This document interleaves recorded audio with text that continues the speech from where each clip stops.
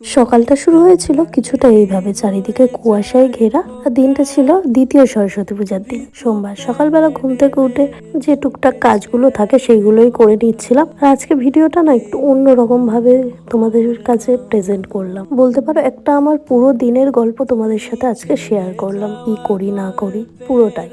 ভিডিওটা পুরোটা দেখো, আশা করি ভালো লাগবে তোমাদের। আজও গান হয়ে বাজে, যদি ফের দেখা দাও, ঢেউয়ে ঢেউয়ে নাও। যা কাজ করার সেইগুলো কাজ সেরে নিয়ে ব্রাশ করে খেয়ে নিলাম চা আর লুচি, যেটা খেতে বড্ড ভালো লাগে। তারপরে এই পুচকুটা হচ্ছে একটু সেজে গুজে নিচ্ছে, ঠাকুর দেখতে যাবে বলে, সরস্বতী ঠাকুর দেখতে যাবে বলে। এই ঠাকুরটা একদম আমাদের বাড়ির সামনেই উঠেছে, তো পাড়ার একটা কাকিমা ওর সাথে কথা বলছিল, তো তার জন্য ও এত হাসছিল।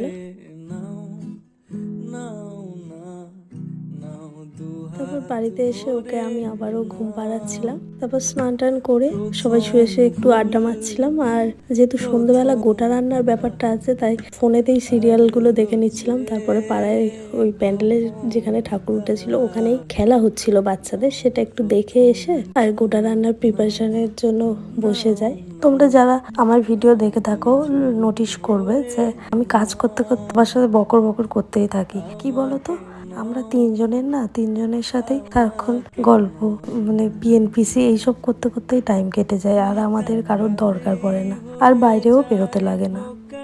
আর এই যে গোটা রান্নার মেন জিনিস শিশুওয়ালা পালং শাক, আর এর কাণ্ড দেখো, এ হচ্ছে পুচকুর লালা পুচ নিয়ে বাচ্চা নিজেই হেসে পাগল হয়ে যাচ্ছে। তারপরে আমি কিছুক্ষণ পুচকুর সাথে সময় কাটি, রাতের খাওয়া কমপ্লিট করে ভিডিওটা এখানেই শেষ করলাম। বাই।